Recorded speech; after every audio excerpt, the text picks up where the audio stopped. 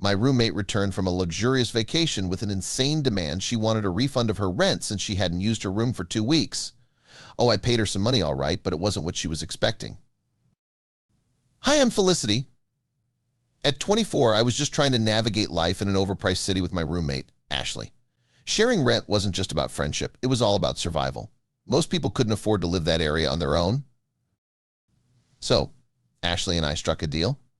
We also always split things down the middle, and for a while it worked out fine. That is, until she came back from a 2-week vacation and decided the rules no longer applied to her. Let me explain a bit more about her. Ashley is definitely a keeping up with the Joneses kind of person. She would rather drown in debt than not have the latest things or go to the trendiest places. For the most part, I didn't care. It was her life. As long as her part of the rent came on time, her choices didn't matter to me.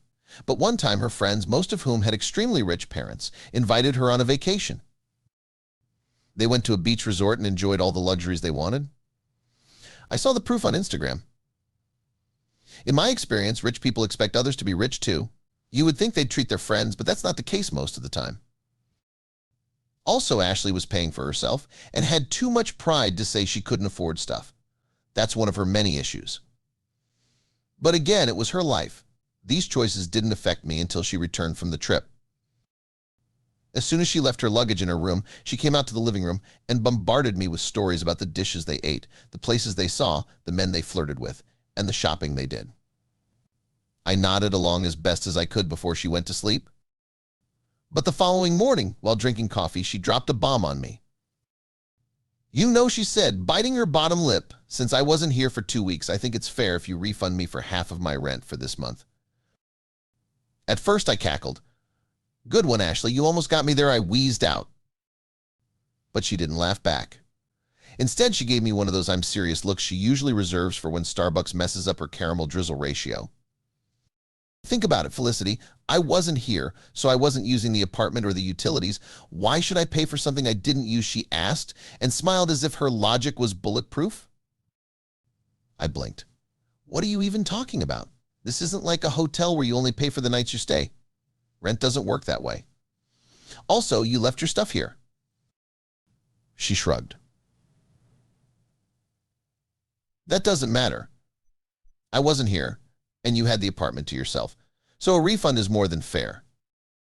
She kept going, and each word out of her mouth sounded more entitled than the previous one. I knew why she was doing this, truly. It wasn't because she actually thought her argument made sense, but because her credit cards were probably all maxed out after that ridiculous trip. She needed help, and this was her prideful way of trying to get it. I'm sorry, but I was not responsible for her poor financial choices, so I refused and went to my room to change for work. But I should have known Ashley wasn't done. Over the next few days, she decided to launch what I now refer to as the Great Post-it Campaign. Everywhere I turned, little neon notes were reminding me of what I owed her. Rent, refund $451 stuck to the fridge said. Fair is fair, another chirp from the bathroom mirror, and her snark didn't stop there. She'd huff dramatically whenever we passed in the hall, muttering things like, some people have no integrity, or must be nice to pay half the rent and live alone. When those hints didn't work, she started slamming doors and plates, making more noise than usual, all to get me to break. But I wasn't going to, though she had me wondering if it might be time to move in with someone else. Anyway, Saturday came and I thought I'd have to be locked up in my room to avoid more of her antics. But Ashley came out of her room, dressed to the nines, and left for the afternoon. She was definitely going to see her rich friends. And the moment the door closed behind her, inspiration struck. If Ashley wanted to play games, I'd show her how it's done. I grabbed my phone and called Lila, my best friend since high school. She didn't live in the city, but she was a 2-hour train ride away. Hey, what are you up to? I asked. Not much, just plotting world domination. Why, she quipped. Well, you might love this. Do you want to stay in the city for a few days? I've got a great and cheap room you can use. I started giggling, and when prodded, I explained my real intentions. Lila laughed and was on board before I even finished. This is genius, she said.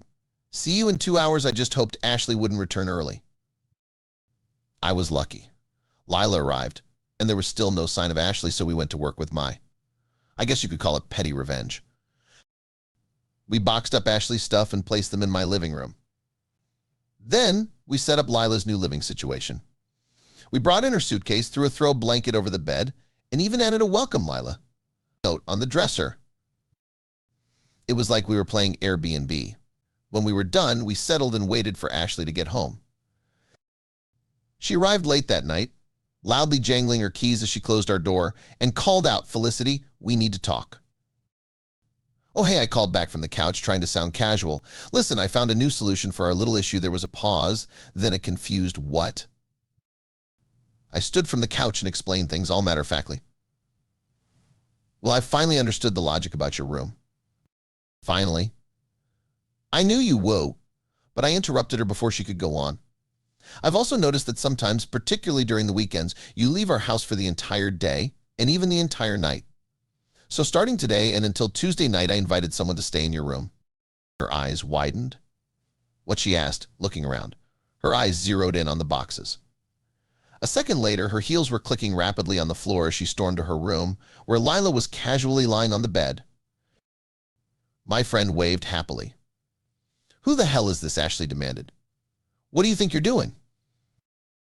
"Hi," Liza said brightly. "I'm Lila. Thanks for letting me rent this place.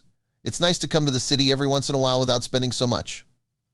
Ashley spun toward me, her voice climbing to a pitch only dogs could hear. "What is this?" she screeched. "I told you already," I said innocently. "You don't use your room on the weekends, so I'll be renting it out from now on. This is the perfect compromise now that you've established the ground rules about rent and usage." Ashley's mouth opened and closed like a goldfish. "That's not— I didn't say you can't do this," she shrieked some more. "Why not?" I asked, crossing my arms. "I'm using your logic. I can't afford this place without your share, so I have to find temporary roommates for the days you'll be away to comply with your logic." "That's not what I meant." "This is different," she insisted, stomping her foot. "Is it though?" Lila chimed in, plopping onto the bed. "Feels the same to me." I pulled a $100 bill out of my pocket. And look, Lila has already paid for her entire stay. I calculated it correctly. Well, I rounded it up a bit. "I won't refund you for the 2 weeks you were away on vacation because we hadn't talked about the ground rules, but we won't have an issue from now on." The money was really mine. But Ashley didn't need to know that.